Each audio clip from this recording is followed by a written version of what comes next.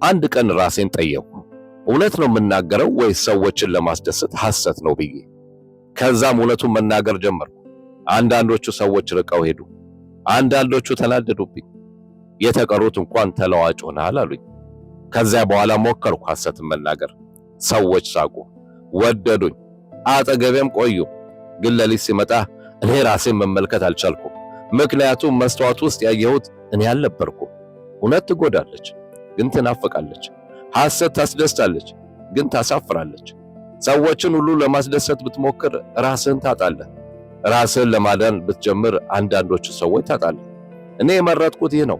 ሰዎች ቢጠሉኝም እውነቱን መናገር ነው። ምክንያቱም ዛሬ ከኔ ጋር የቀሩት እኔ ስለሚወዱኝ ነው፣ ስለማስደስታቸው አይደለም። አንተ ምን ትመርጣለህ? እውነቱን ተናግረህ ጥቂቶች ካንተ ጋር ይቆዩ ወይስ ሐሰትን ተናግረህ ሁሉም ይውደዱ? አያችሁ፣ ሰዎች እውነቱን ሲጠሉ ነፍስ ግን በጸጥታ ታለቅሳለች። አመሰግናለሁ፣ የእውነት መንገድ ይዘህ ስለሄድክ ትልሃለች። ስላደመጣችሁኝ አመሰግናለሁ። ሸይኔ